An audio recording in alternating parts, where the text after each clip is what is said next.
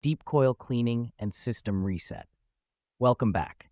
In this bonus advanced class, we're going to walk step by step through a professional level deep cleaning and reset of an air conditioning system, including everything from pump down to full system recharge.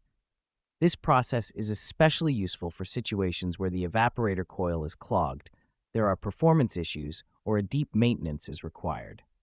Step 1. Perform a pump down.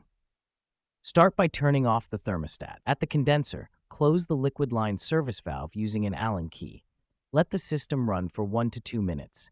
This will push all refrigerant into the condenser. When you hear the suction line pressure drop, close the suction line valve quickly. Turn off the system power. Now your refrigerant is stored safely inside the outdoor unit. Why this matters? This step avoids unnecessary refrigerant loss and allows safe coil removal.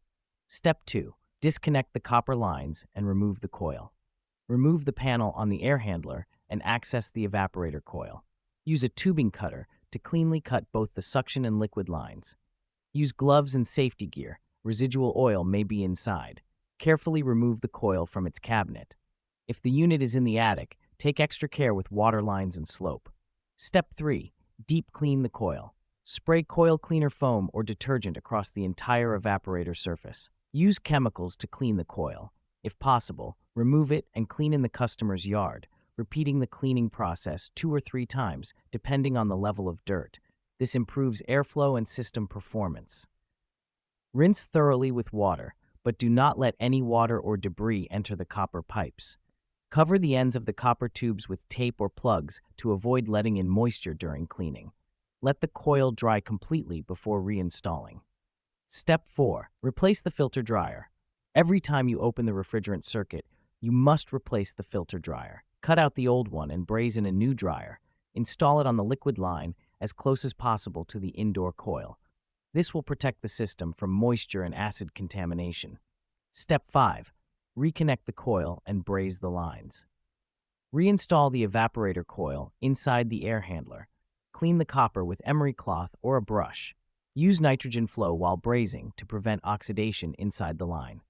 Complete clean braze joints on both the suction and liquid lines. Let everything cool and inspect for solid connections. Step 6. Pressure test with nitrogen. Pressurize the system to 250-300 psi using nitrogen. Check for leaks using soap bubbles. Wait 10 to 15 minutes to verify no drop in pressure. Step 7. Pull a deep vacuum. Connect your vacuum pump to the service ports using a micron gauge. Pull vacuum until you reach 500 microns or lower. Let the system hold vacuum for a few minutes. No micron rise means no leaks and no moisture. Step 8. Open the valves and recharge if needed. Slowly open both liquid and suction line valves at the condenser. The refrigerant should now flow back into the system. If the refrigerant charge was lost or recovered earlier, recharge it to the correct subcooling or superheat value using your gauges and thermometer.